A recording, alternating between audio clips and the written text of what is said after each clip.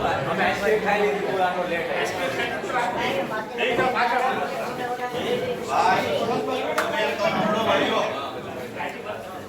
જોવા જાય તો અમારી કિંમત કહી શકો આ તમે જેટલા પણ તમે કહો બેકગ્રાઉન્ડમાં બધા ઇન્ફ્લુએન્સરો છે, સારા ક્રિએટરો છે, પણ જેટલા ગુજરાતમાં ઇન્ફ્લુએન્સરો છે તમામ લોકોને કહેવા માંગુ છું કે યુટ્યુબર હોય, ઇન્ફ્લુએન્સર હોય, મફતમાં કામ કરવાનું બંધ કરો.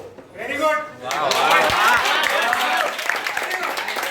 ગુજરાતી પિક્ચરો કરોડો રૂપિયાની બનતી હોય છે, બોલિવૂડ પિક્ચરો કરોડો રૂપિયાની બનતી, તમે મફતમાં જે દોડી દોડીને જાઓ છો ને કલાકારો વારે ફોટા પાડવા માટે બંધ કરજો, એમાં તમારી ક્રેડિટ ડાઉન થાય છે. આપણે મહેનત કરીએ છીએ, કામ કરીએ છીએ, મેકઅપ કરીએ, મહેનત કરીએ, દુનિયાભરના કન્ટેન્ટ મગજમાં લાવીને રાતે ઊંઘતા હોય કે ભાઈ સવારે હું બનાવું છે, મહેનત કરીને તમે કન્ટેન્ટ બનાવો, પછી એ કન્ટેન્ટ તમારું મફતમાં જાય ને એમાં કલાકારની વેલ્યુ ડાઉન થાય. મારા જીવનમાં મેં ક્યારેય કોઈ પણ કલાકાર પાસે મફતમાં કામ નથી લીધું. કલાકારની કલાનું તમારે સન્માન કરવું હોય તો એને કઈ વળતર આપવું જોઈએ. ગુજરાતી પિક્ચર હોય, બોલિવૂડના પિક્ચર હોય કે કોઈ પણ XYZ હોય, ભાઈ તમને આ કલાકાર આરે ફોટો પડાવી દઈશું કે આ કલાકાર આરે કોલેબોરેશન થઈ જાય કે આ આમ થઈ જશે, તમે પોતે પણ એક મહાન કલાકારમાં આવો છો એ મગજમાં રાખો. વાહ ભાઈ વાહ. અમુક જે લફંગાઓ મફતમાં દોડના બંધ કરો, એમાં હર એક નાના કલાકારની વેલ્યુ ડાઉન થાય છે. બહુ જેન્યુઅન વાત કરું છું. અને આજે સરસ મજાના પ્લેટફોર્મમાં આવ્યું છે, તમે બધા ઇન્ફ્લુએન્સરો કોઈને ક્યારે મેં સલાહ નથી આપી, પણ દુઃખ અંદરથી એ થાય ને અંદરથી બળતરા એટલા માટે થાય કે તમે જે મફતમાં જાઓ છો ને એમાં તમારું તો નામ ડાઉન થાય, હારે અમારું ડાઉન થાય. એટલે કલાકારની હંમેશા કલાનું સન્માન થવું જોઈએ કે ન થવું જોઈએ? એટલે ક્યાંય મફતમાં કોઈ બોલા ને એટલે કે તું ભાઈ હાલતો પકડ, બરાબર?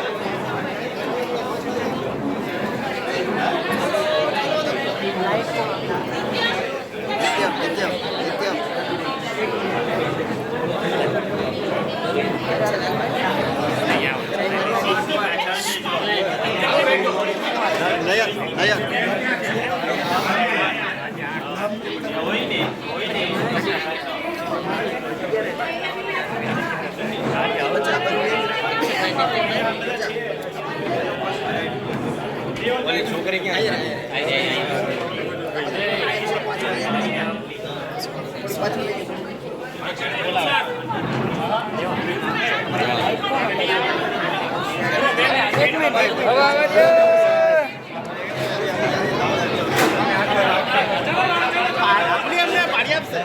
આજે ખાસ જેટલા પણ ગુજરાતીઓ છે તમામ લોકોને કહું છું કે ભાઈ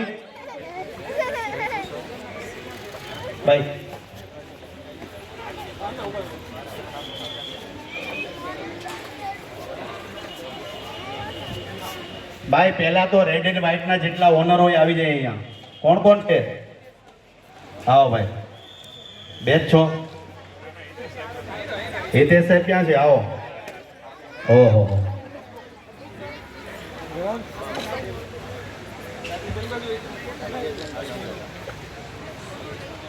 ભાઈ પહેલા તો આ જે યંગ, ડાયનેમિક, સાહસિક, આમ તો યંગસ્ટર કહી શકો, એમના માટે જોરદાર તાળી જોઈએ ભાઈ.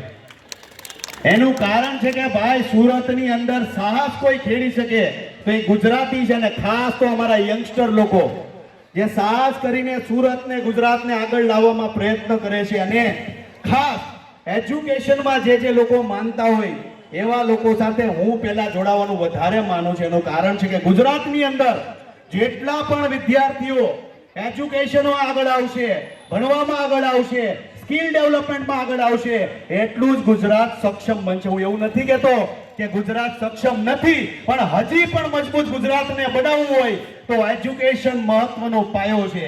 હું આહવા જાઉં, ડાંગ જાઉં, આદિવાસી વિસ્તારોમાં જાઉં છું, દર શનિ રવિ વિદ્યાર્થીઓની પાછળ મારો સમય ખર્ચું છે. એનું કારણ છે કે આજની કે આવનારી જનરેશન જેટલું પણ આગળ વધશે એજ્યુકેશનમાં એટલું ગુજરાત આગળ વધશે. ને એમાંય ખાસ અમારા રેડ એન્ડ વ્હાઇટ તમે જોઈ લો, ગુજરાતમાં ખૂણે ખૂણે એમના એજ્યુકેશન સેક્ટરો ચાલે છે અને ખાસ સમાજ માટે સારું કરે છે.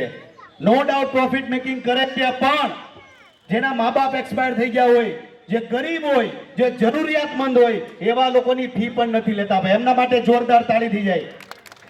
બાકી ગુજરાતની અંદર ધંધા તો બધા કરે છે, બિઝનેસ બધા કરે છે, કરોડો રૂપિયા બધા કરે કમાય છે, પણ હંમેશા કહું છું કે કદાચ ગુજરાતની અંદર બિઝનેસમેનો કરોડો રૂપિયા કમાતા હોય, જમીનો લેતા હોય, બંગલા લેતા હોય, એપાર્ટમેન્ટો ચણતા હોય, પણ 5 રૂપિયા ગરીબો પાછળ નો વાપરતા હોય ને તો એ પૈસા કાંઈ કામના નથી. પણ જે પણ વિદ્યાર્થી, જે પણ સાહસિક, જે ઉદ્યોગપતિ કે જે આ રેડ એન્ડ વ્હાઇટ વાળા 10 રૂપિયા કમાય છે તો 4 રૂપિયા ગરીબો પાછળ વાપરે છે. ભાઈ આમના માટે જોરદાર તાળી થાવી જોઈએ કે નહીં, આ કે ના કહેજો. એટલે જે લોકો ગરીબો પાછળ પોતાના પૈસા વાપરશે એવા લોકો સાથે મારી ટીમ જિગ્લેન ખજોની આજે છે ને કાલે રહેશે. વાલાઓ જિગ્નેશભાઈ, મને પહેલા એ જણાવો કે સુરત, ગુજરાત, રાજકોટ આપણી તો ભલભલી જગ્યા પર એજ્યુકેશન સેક્ટર રેડ એન્ડ વ્હાઇટના ચાલે છે, પણ ખાસ મને એ કહો કે તમારા રેડ એન્ડ વ્હાઇટમાં એવી શું વિશેષતા છે કે ગુજરાતના હરેક વિદ્યાર્થીઓને અહીંયા આવવું જોઈએ? 100% પ્રેક્ટિકલ એજ્યુકેશન અને જવાબદારી સાથેનું એજ્યુકેશન, અને આજની જરૂરિયાત જે હોય એ જરૂરિયાત મુજબનું એજ્યુકેશન, એટલે રેડ એન્ડ વ્હાઇટ. યસ. અને સ્કિલ ડેવલપમેન્ટ માટે તમે, મેં જોયું અત્યારે તમારું એક સરસ મજાનું ફેશન ડિઝાઇનિંગ સેક્ટર પણ ચાલે છે. એટલે જે સુરતમાં, આમાં ઘણા નથી ખબર, સુરતમાં જે લોકોને ફેશન ડિઝાઇનિંગ શીખવું હોય પહોંચી જાજો રેડ એન્ડ વ્હાઇટમાં. ફેશન ડિઝાઇનિંગમાં તમે શું નવું લાવો છો કે શું કરાવો છો? ફેશન ડિઝાઇનિંગમાં આજે સુરત એ નગર બહુ આયા રહી જાવ. હા, અને હજી સમય છે. કોની સાથે જોડાઈ જાવ? Red and white. મોજીલા માણસોના ગ્રાફિક જોવો, ખાલી રેડ એન્ડ વ્હાઇટ જોતા આપણે એમ થાય કે આપણે એક નાની પપ્પી ભરી નાખી. જો લાલાભાઈ, હા, રેડ એન્ડ વ્હાઇટ. હા, તો હું મને ઈ જ છું. આમ હમણાં અત્યારે નહીં એક બે પપ્પી કરી જાવ. સરસ મજાનું ગ્રાફિક છે ભાઈ રેડ એન્ડ વ્હાઇટ નો. I love you. ગુજરાતમાં ફરી પાછો કહીશ, 286 ઘર ગરીબો માટે બનાવી ચૂક્યો છું. 287 ઘરનું આજે પ્લાસ્ટર ખુલી રહ્યું છે અંબાસણ ગામમાં. મહેસાણાના અંબાસણ ગામમાં 287 નંબરનું ઘરનું આજે પ્લાસ્ટર કરવા જાઉં છું. અહીંથી સીધો જાય બરોડા, અને બરોડાથી જાય સીધો અમદાવાદ, અને અમદાવાદથી સીધો જાય મહેસાણા. અહીંયા અંબાસણ ગામમાં રાતે પ્લાસ્ટર કરી જોઈ લેજો મારી ઇન્સ્ટાગ્રામની સ્ટોરીમાં. એટલે આજે ગુજરાતીઓ જે પ્રેમ આપે છે એમને આમ નથી આપતા. હા, હંમેશા કહું છું કે ગુજરાતીઓ ક્યાંય નમતા નથી. નમે છે ગુજરાતીઓ, પણ જ્યાં નમે છે ને એને દિલથી ને એની લાગણીથી જોડાય છે. તમે બધા મારી યારે કોઈ કલાકાર તરીકે નથી જોડાણા, મારી યારે લાગણીથી જોડાણા છો. મારા કામને તમે પસંદ કરો છો, મારી કલાકારીને તમે પસંદ કરો છો, મારા કોમેડી વિડીયોને પસંદ કરો છો. લાલાભાઈ 100%. એટલે તો અમને વારે ઘડીએ બોલાવે છે આ લોકો. 25 તારીખે જાઉં છું અમેરિકા. Yes, 25 April. આ બધા હાટુ એક સ્ટેચ્યુ ઓફ લિબર્ટી લેતો હોય ને, ઈ તો બહુ મોટું હોય છે. ઈ ફે લાવો અમને ભવાય નહીં ભાઈ. કાજુ લેતો હું નહીં, કાજુ ગોવા ગોવા મળે. મળે. અરે યાર, તમારી હાટુ અમેરિકાથી હું લાવું કહીજો અત્યારથી. મેસેજ કરી દેજો અમને. ઇન્સ્ટાગ્રામમાં મેસેજ કરજો. પાછા સ્ટેચ્યુ ઓફ લિબર્ટી મગાવતાની બહુ મોટી હોય ટ્રક લઈને ક્યાં જાવું અમે? હું લાવું એટલે અમે શીકમ લાવી. બોલો, મારા હાડે શીકમ ખાવી. બોલો, હે કરી તમે શીકમ આયા મળે. ચોકલેટ લાલાભાઈ, ચોકલેટ લઈ આવજો. ચોકલેટ તો અહીંયા એટલા ભરૂચમાં મળે. ભાઈ નહીં લાલાભાઈ, દિલથી મંગાવ્યું છે. સુરત વાળા છે, તડકામાં આપણી હાટુ આવ્યા છે. જો ચોકલેટ ડન. હાલો ભાઈ, ચોકલેટ તમારી હાટુ લાવવાનો છું. આઈ લવ યુ સુરત વાળાઓ. અત્યારે તડકો છે. ફરી પાછો તમામ લોકોને કહું છું, મારા વાલાઓ, ગરમી છે અસહ્ય. આઈસ્ક્રીમ અહીંયા આવ્યા છો તો 3-4 ઠપકારી જ નાખજો. ઘરનું જ છે આપણું, બરાબર?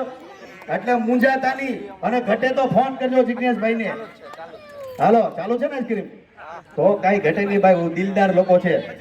હાલો, એક સાથે બધા બોલજો, જય માતાજી, જય શ્રી કૃષ્ણ.